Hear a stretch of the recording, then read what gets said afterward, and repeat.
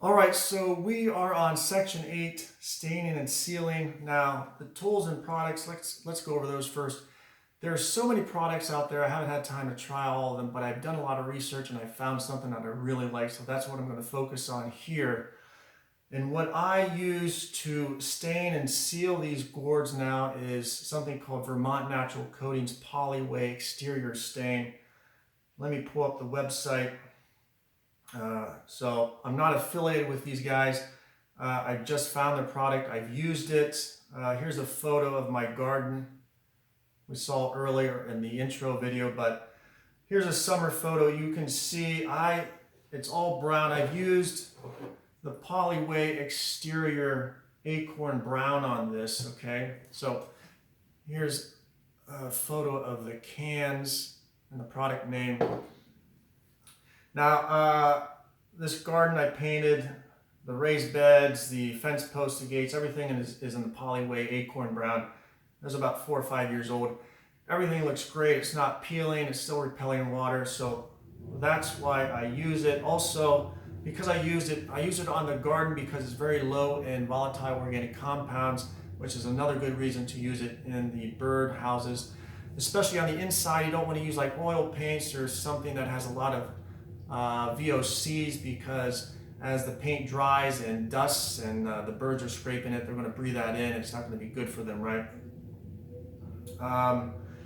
And just for someone else's opinion, okay, I randomly found this website. If you look here, it's called earthdesign.ca. They have 10 features of a birdhouse that a birdhouse should have. They talk about a wooden birdhouse. That doesn't concern us, but if we go down to their section, staining, painting, and preserving, guess what they talk about? They talk about Vermont Natural Coatings, and if I could quote them, they say, quote, "We have found this coating, Vermont Natural Coatings, to be the best non-toxic coating with which to coat birdhouses." So there you go, another vote of approval. Let's go back to the outline here. So the tools that I use to apply this stuff: get a rag, old sock, cut up a t-shirt, cut up an old towel, get a long-handled paintbrush, very important. Get the 1 inch, I think that's the smallest width. I forgot to put it here, but get a bigger brush up to 2 inches. That's about as big as you want to go. Let's see, small artist brushes. Usually you can buy them in packs, right? Pretty cheap. Silicone caulking, 100% silicone. If you buy a tube, you got to have a caulking gun, right? If you don't have a lot of gourds to do, the silicone comes in toothpaste-sized tubes, so you can buy some of those, or one of those. Some latex gloves, and then the hangers that we've already made for hang drying the gourds. The steps that I use: let's seal the inside first. So you got your clean and dried gourd. We're going to get the neck and the bulbous portion, right, the farthest portion away from us. That's what this is for. We can get up in there and brush that neck and inside of this portion. One tip, okay, I forgot to put the tip down here, but something like this, even this is not going to, if you can see, it's not going to get this section. So how do I seal that, this oddly shaped bulbous portion in this long neck, okay?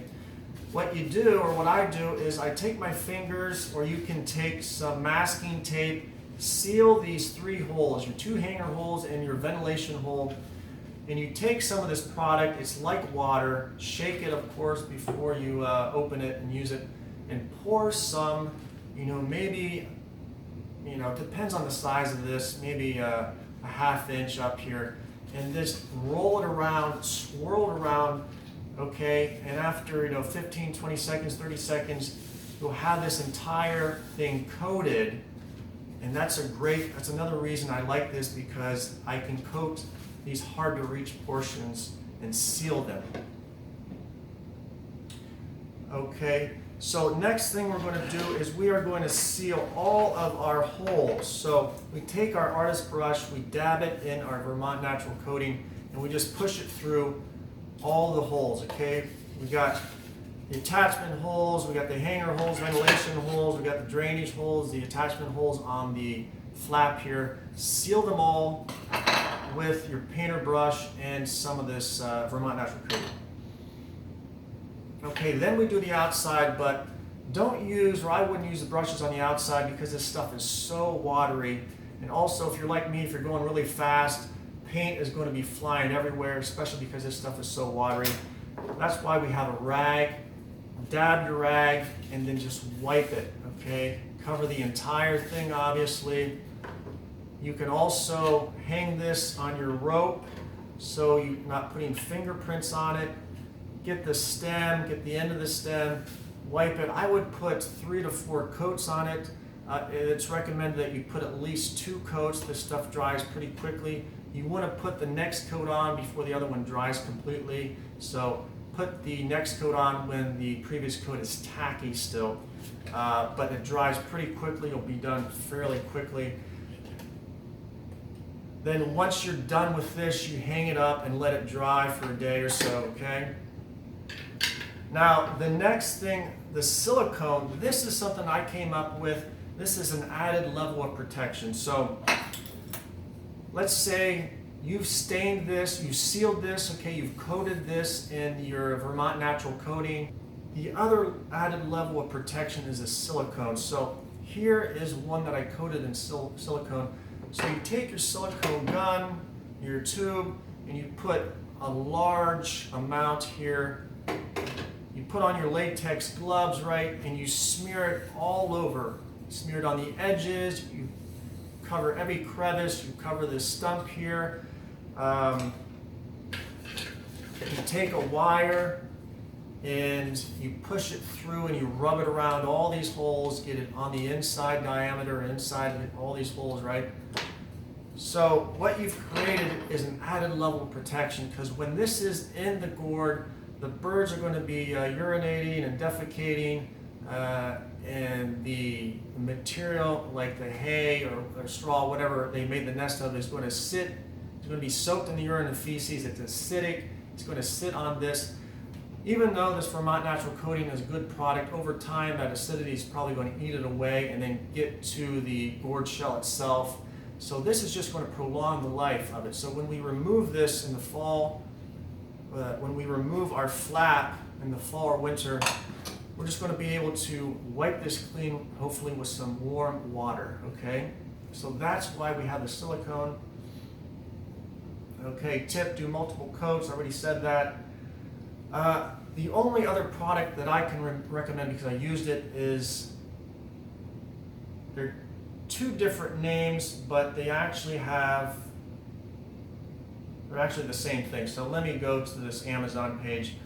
One is called, if you look on your screen here, hopefully you can see it. One is called Ecosafe Wood Treatment. The other is called Eco Wood Treatment. Now they have similar names for a reason. I talked to one of the reps. Both companies are from Canada. Eco Wood was the first one. They're a family-owned business. There was a family dispute. One part of the family created Eco Wood. What was the other name? The other family created Ecosafe Wood Treatment. So they're both the same thing. What you buy is a pack of powder for 1, 3, or 5 gallons, okay? Probably want to get a 5-gallon portion. You get a packet of powder. What's in it isn't exactly clear. It's supposed to be completely non-toxic. A lot of national parks in Canada use this stuff, I guess. But it has like iron oxide and some other oxides. And so what it does, so what you do, you mix that powder with, say, 5 gallons of water, and then you soak your product. So we're going to soak the gourds for like a half hour and then let them dry. And the minerals and oxides get into this gourd and blend and bind with the tannins and the cellulose.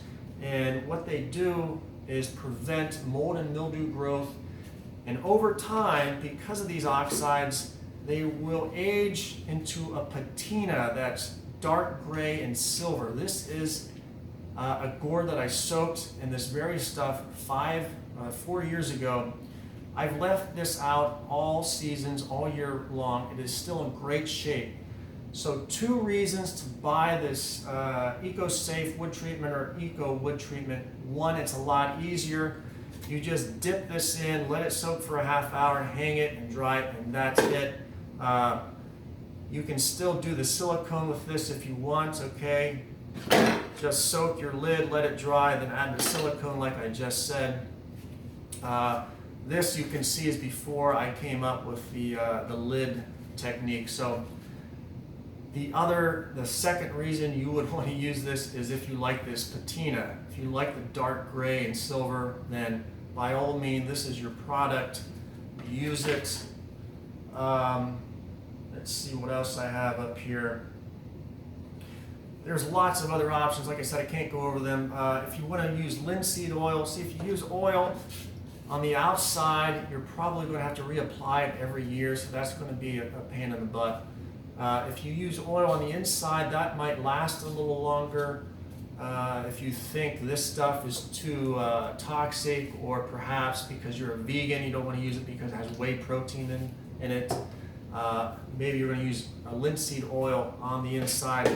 If you want to do linseed oil or some other oil protectant, but you still want to do my silicone coating here, do not put oil on the inside of the lid because the silicone will not adhere to it if you have oil on it, okay? So put silicone on everything, or oil on everything else, but not the lid if you want to do the silicone. What about paint or varnish? Let me give you some examples. I use paint on this. This is about 4 years old. It's been out all seasons. It's held up pretty well. You can see it starting to flake off here and fade. This is one that I use spar varnish on. It looks pretty bad. You can see it's flaking off really, really bad. It looks awful. Now, I'm not going to use paint or varnish because I like this other product better, and the paint or varnish tends to peel and fade, okay? But I will say one thing, if you want to try it, since I've created this method, now you can seal the inside. So this never had a sealing in the inside, so the inside was always breathing and absorbing moisture. So if this is the outside of the gourd, you have the paint or spar varnish, this is the inside. The inside on these were never sealed, so they were absorbing humidity and moisture, which would probably go through and then touch and affect the outside paint and varnish, causing it to peel and bubble and come off and fade a little more, right? So if you want to seal the inside with a low VOC paint or an oil, and then paint the outside, give it a shot, maybe it'll last longer for you. So that is an option. The only other thing to say is, when you're painting, don't use very bright colors or very glossy colors. Try to make these things, they're going to be homes for the birds. And these things are basically surrogates and substitutes for holes in old dead trees. So you don't want to have a bright pink or fluorescent orange or bright yellow or bright red birdhouse. It's not going to look very appealing to the birds, I think. So there are a few birds like wrens that probably won't care, but you know, research your birds, make sure you use the right coloring. You can never go wrong with earth tones. The only other thing that I'll say is one product that I recommend you do not use, and it is called Lumber Seal from AgriLife. I used this last year. It was a disaster. Let me show you. I have a photo of it. So right there, you see that gourd right there. I coated that in a couple coats of the Lumber Seal, let me pull that up again, product. Okay, clear wood sealant, eco-friendly, no VOCs, that's why I got it. And I bought this stuff because I had run out of my Vermont Natural Coating. The Vermont Natural Coating is more expensive, it's harder to get.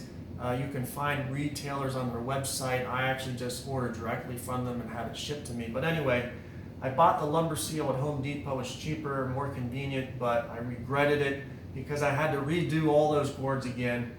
Let me pull up that photo. So, do you see that dark portion of the gourd that I'm holding? That portion was exposed to the sun and the rain. The tan portions were protected. So the portion that was sticking out from under the overhang that I had it hanging under, that portion grew mold. It was almost as if the lumber seal was feeding the mold. It was so bad. This is only after a few months during the summer, okay? That is how bad this product is. I do not recommend it. So that's how I stain and seal these gourds, okay? Now, I have let me go over real quickly why I have two different colors, okay? I have a dark color, acorn brown, and I have the clear Caspian clear.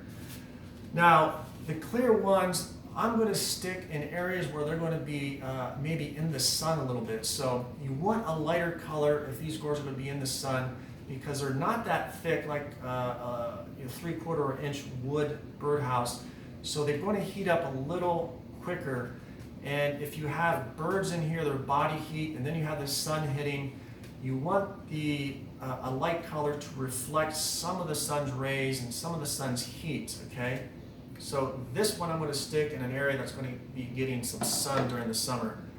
This one is going to be under a tree in the woods. It's going to be mostly in the shade. That's why I have a darker color, okay? So that's the reason to use darker and lighter colors in the sun to make sure they're cooler.